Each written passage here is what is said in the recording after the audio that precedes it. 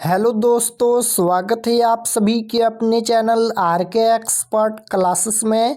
तो यदि आप भी 17 फरवरी को हिंदी का फाइनल परीक्षा देने वाले हैं तो अभी की इस क्लास में 17 फरवरी फाइनल परीक्षा के लिए हिंदी के हम लोग वैसे क्वेश्चन पेपर देखेंगे जो आपके 17 फरवरी फाइनल परीक्षा में पूछा जाएगा। तो आप लोग इस क्लास में अंत तक बने रहिएगा। यहाँ पर देख सकते हो सेकेंडरी स्कूल एग्जामिनेशन 2026 एनुअल यानी वार्षिक फाइनल परीक्षा 2026 के लिए ये हिंदी का क्वेश्चन पेपर है 17 फरवरी फाइनल परीक्षा के लिए। तो हिंदी का विषय कोड 101 रहेगा और समय 3 घंटा 15 मिनट का मिलेगा और पूर्णांक 100 रहेगा। 100 नंबर का एग्जाम होगा। तो परीक्षार्थियों के लिए निर्देश मिलेगा, आप लोग इसे पढ़ सकते हैं। और सबसे पहले पेपर में खंड अ मिलेगा। खंड अ में आपसे वस्तुनिष्ठ प्रश्न यानी ऑब्जेक्टिव टाइप क्वेश्चन पूछा जाएगा। तो 1 से लेकर 100 तक ऑब्जेक्टिव क्वेश्चन पूछा जाएगा। इनमें से किन्हीं 50 प्रश्नों के उत्तर देना है परीक्षा में। तो आइए पहला नंबर क्वेश्चन देखते हैं। फर्स्ट क्वेश्चन यहाँ पर पूछा गया है कि अंबेडकर का जन्म किस परिवार में हुआ था। तो भीमराव अंबेडकर का जन्म किस परिवार में हुआ था। तो याद रखिएगा, बाबा साहेब भीमराव अंबेडकर का जन्म दलित परिवार में हुआ था। Right answer option number B हो जाएगा। और भीमराव अंबेडकर का जन्म कब हुआ था। तो 14 अप्रैल 1891 ईस्वी में महू मध्य प्रदेश में जन्म हुआ था। ये भी आपको याद रखना है। महू मध्य प्रदेश में भीमराव अंबेडकर का जन्म हुआ था 14 अप्रैल 1891 ईस्वी में। दलित परिवार में हुआ था। राइट आंसर बी होगा। 2 नंबर क्वेश्चन है कि श्रम विभाजन और जाति प्रथा क्या है। तो श्रम विभाजन और जाति प्रथा क्या है। निबंध है या कहानी है या साक्षात्कार है या भाषण है। तो श्रम विभाजन और जाति प्रथा ये हिंदी का चैप्टर नंबर 1 है, श्रम विभाजन और जाति प्रथा। तो श्रम विभाजन और जाति प्रथा क्या है। तो यह एक निबंध है। राइट आंसर ए हो जाएगा। और श्रम विभाजन और जाति प्रथा पाठ के लेखक कौन है। तो भीमराव अंबेडकर हैं। क्वेश्चन नंबर 3 पूछा गया है कि गिरधर लाल कौन था। तो गिरधर लाल कौन था। तो याद रखिएगा, मदन का पिता था। Right answer option number D हो जाएगा, मदन का पिता। क्वेश्चन नंबर 4 पूछा गया है कि दृष्टिकोण किनकी रचना है। तो दृष्टिकोण किनकी रचना है। तो याद रखिएगा, यह रचना नलिन बिलोचन शर्मा की है। राइट आंसर सी हो जाएगा। नलिन बिलोचन शर्मा ये 20 के दांत कहानी के रचयिता हैं। क्वेश्चन नंबर 5 है कि मैक्स मुलर को स्वामी विवेकानंद ने क्या कहा था। तो मैक्स मुलर को स्वामी विवेकानंद ने वेदांतियों का वेदांती कहा था। Right answer option number B हो जाएगा। क्वेश्चन नंबर 6 पूछा गया है यहाँ पर कि वारन हेस्टिंगस था। तो वारन हेस्टिंगस था। तो याद रखिएगा, बंगाल का governor general. Right answer option number C हो जाएगा। 7 नंबर क्वेश्चन है कि पारसियों के धर्म का क्या नाम है। तो पारसियों के धर्म का क्या नाम है। तो ये हो जाएगा Zarathustra. Option number A right answer. Question number 8 है कि इनमें से कौन सबसे प्राचीनतम भाषा है। तो इनमें से कौन सबसे प्राचीनतम भाषा है। तो इसका राइट आंसर हो जाएगा संस्कृत भाषा। Option number B right answer. Question number 9 पूछा गया है कि गौड़ देश के लोग क्या पसंद करते थे। तो बड़े बड़े नाखूनों को पसंद करते थे। कहाँ पर दिया गया है। ऑप्शन नंबर सी में दिया गया है, बड़े बड़े नाखूनों को पसंद करते थे। Right answer C. 10 number question है कि प्राचीन मानव का प्रमुख अस्त्र शस्त्र क्या था। तो प्राचीन मानव का प्रमुख अस्त्र शस्त्र क्या था। तो राइट आंसर हो जाएगा नाखून। Option number D right answer हो जाएगा। नाखून क्यों बढ़ते हैं, पाठ के लेखक कौन है। तो हजारी प्रसाद द्विवेदी हैं। क्वेश्चन नंबर 11 पूछा गया है कि कामसूत्र किसकी रचना है। तो यह रचना है वात्स्यायन की। Option number C right answer. Vatsyayana का पूरा नाम क्या है। तो सचिनानंद हीरानंद वात्स्यायन अज्ञाय पूरा नाम है। क्वेश्चन नंबर 12 है कि देवताओं का राजा से किसे पुकारा जाता है। देवताओं का राजा से किसे पुकारा जाता है। तो राइट आंसर हो जाएगा Indra. Option number D. Question number 13 है कि हिंदी भाषा को किस लिपि में लिखा जाता है। तो हिंदी भाषा को किस लिपि में लिखा जाता है। तो ये देवनागरी लिपि में लिखा जाता है। Option number A right answer. 14 number question है गुणाकर मूल्य का जन्म कहाँ हुआ था।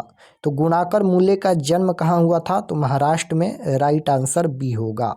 क्वेश्चन नंबर यहाँ पर 14 हो गया है। 15 नंबर क्वेश्चन देखिए, निबंध के लेखक कौन थे?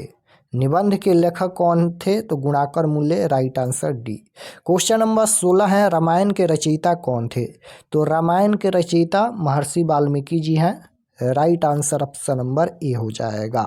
क्वेश्चन नंबर 17 है, यहाँ पर एलोरा का कैलाश मंदिर के निर्माण किस शासक के द्वारा किया गया था? तो एलोरा का कैलाश मंदिर का निर्माण किस शासक के द्वारा किया गया था?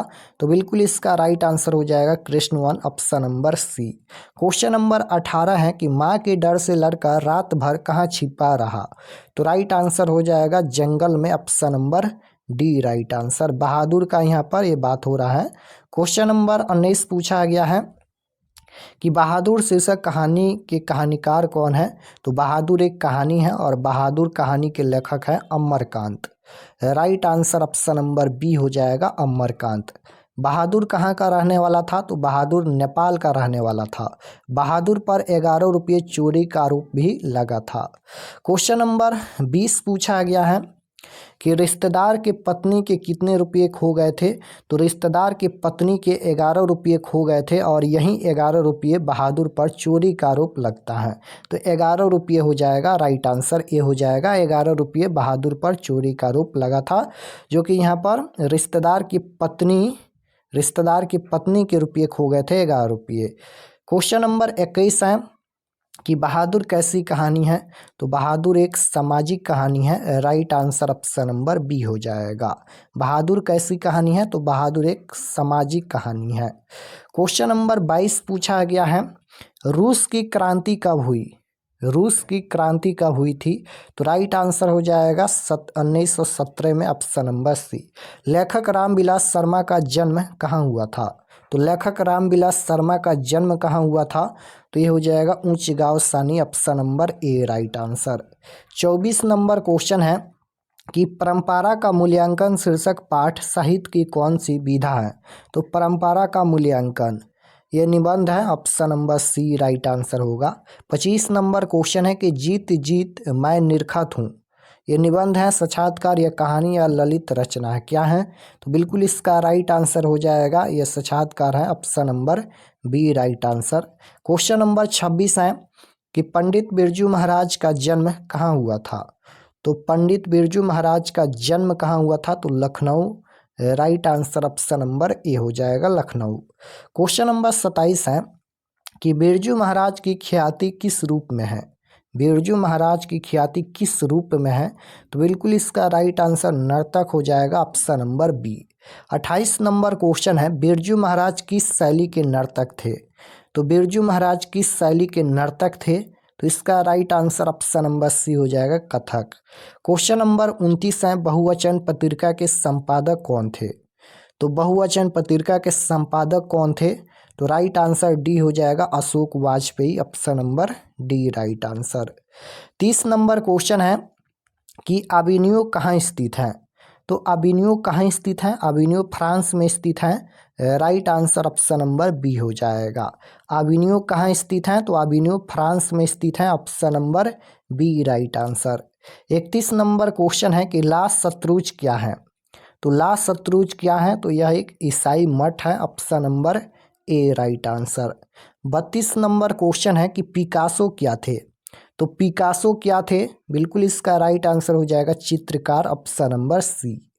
क्वेश्चन नंबर 33 है कि दीवार में एक घड़ी रहती थी नामक उपन्यास किसका है? तो दीवार में एक घड़ी रहती थी नामक उपन्यास किसका है? तो राइट आंसर हो जाएगा Vinod Kumar Shukla, option number C. Vinod Kumar Shukla ये जो है मछली कहानी के लेखक हैं। क्वेश्चन नंबर 34 है, मछली कहानी में किस वर्ग का जीवन वर्णित है? तो मछली कहानी में किस वर्ग का जीवन वर्णित है? राइट आंसर हो जाएगा निम्न मध्यम वर्ग, option number B. Question number 35 है कि संतु भीगने से बचने के लिए कहाँ खड़ा था? तो संतु भीगने से बचने के लिए कहाँ खड़ा था? तो मकान के नीचे, राइट आंसर ए हो जाएगा। बिस्मिल्लाह खां कौन सा वाद्य यंत्र बजाते थे? तो राइट आंसर क्या हो जाएगा? शहनाई बजाते थे, option number C right answer. 37 number question है कि नसीहत शब्द का अर्थ क्या है? तो इसका अर्थ होता है शिक्षा, राइट आंसर बी। इबादत का क्या अर्थ होता है? तो इबादत का अर्थ होता है उपासना, राइट आंसर सी होगा। दक्षिण अफ्रीका से गांधी जी भारत कब लौटे? दक्षिण अफ्रीका से गांधी जी भारत कब लौटे? तो राइट आंसर हो जाएगा 1915 में, ऑप्शन नंबर बी। हरिजन के संपादक कौन थे? तो हरिजन के संपादक भी यहाँ पर महात्मा गांधी थे, right answer option number C हो जाएगा। हिंदी में एक चैप्टर है शिक्षा और संस्कृति। शिक्षा और संस्कृति पाठ के लेखक कौन है? तो महात्मा गांधी है, ये भी आपको याद रखना है। क्वेश्चन नंबर 41 है कि सिख धर्म के 5वें गुरु कौन थे? तो सिख धर्म के 5वें गुरु कौन थे? अर्जुन देव, राइट आंसर डी हो जाएगा। क्वेश्चन नंबर 42 है गुरु नानक किस भक्ति धारा के कवि हैं? तो गुरु नानक किस भक्ति धारा के कवि हैं? तो निर्गुण भक्ति धारा के कवि हैं, राइट आंसर डी हो जाएगा। क्वेश्चन नंबर 43 है कि किसके बिना प्राणी को मुक्ति नहीं मिलती है? तो ये हो जाएगा गुरु ज्ञान के बिना, option number D right answer. रस खान दिल्ली के बाद कहाँ गए थे? रस खान दिल्ली के बाद कहाँ गए थे? तो वज्रभूमि, राइट आंसर सी हो जाएगा। 45 नंबर क्वेश्चन है कि प्रेम आईनी श्री राधिका शीर्षक छंद किस ग्रंथ से संकलित है? तो किस ग्रंथ से संकलित है? Raskhan, option number A right answer. Question number 46 है अति सुधो स्नेह को मार्ग है जहाँ नेकू सयानप बाक नहीं, यह पंक्ति किस कवि की है? तो यह पंक्ति किस कवि की है? ये घानानंद कवि की है, राइट आंसर बी हो जाएगा। क्वेश्चन नंबर 47 है घानानंद की भाषा क्या है? तो घानानंद की भाषा पूछा गया है, तो घानानंद की भाषा Brajbhasha, right answer option number C हो जाएगा। घानानंद किस भाषा के कवि थे? इस प्रकार से भी क्वेश्चन पूछा जाएगा, ब्रजभाषा। क्वेश्चन नंबर 48 है रसिक समाज की रचना किसने किया? तो रसिक समाज की रचना किसने किया? इसका राइट आंसर हो जाएगा प्रेमगन, ऑप्शन नंबर ए। प्रेमगन का जन्म कब हुआ था? तो राइट आंसर हो जाएगा 1855 ईस्वी में। क्वेश्चन नंबर 50 पूछा गया है भारत माता कविता में भारत का कैसा चित्रण किया गया है? तो भारत माता कविता में भारत का कैसा चित्रण किया गया है?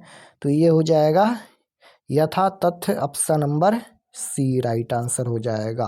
क्वेश्चन नंबर 51 है कि कवि सुमित्रानंदन पंत के अनुसार भारत माता की कितने संतानें दरिद्रता और अभाव से ग्रसित हैं? तो राइट आंसर 51 नंबर का डी हो जाएगा 30 करोड़।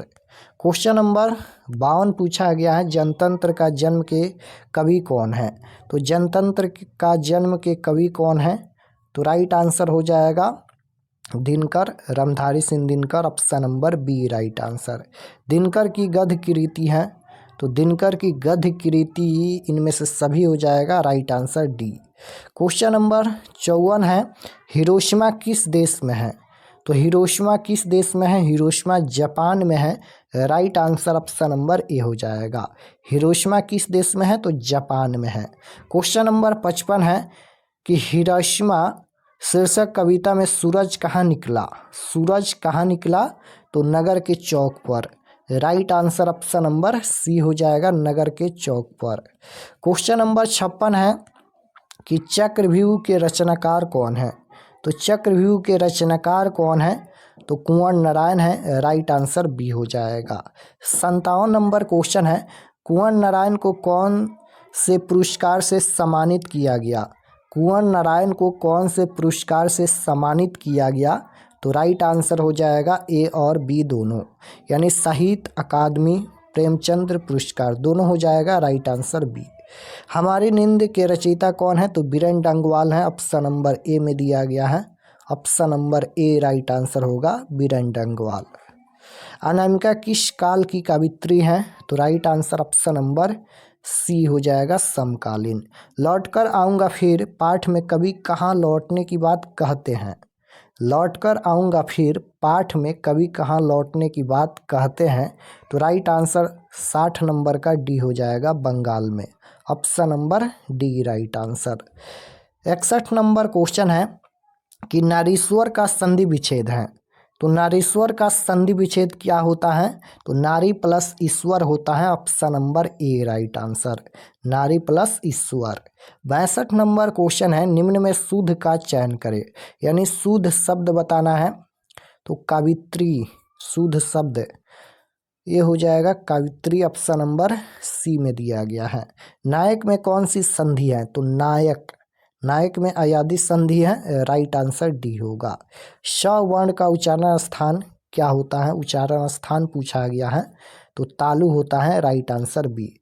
स्वर वर्णों की संख्या कितनी है? तो स्वर वर्णों की संख्या पूछा गया है, तो ये हो जाएगा 11, option number C right answer. न का उच्चारण स्थान नासिका, option number A right answer. 67 number question है, तत्सम शब्द है। तो तत्सम शब्द है पुत्र हो जाएगा, option number D right answer.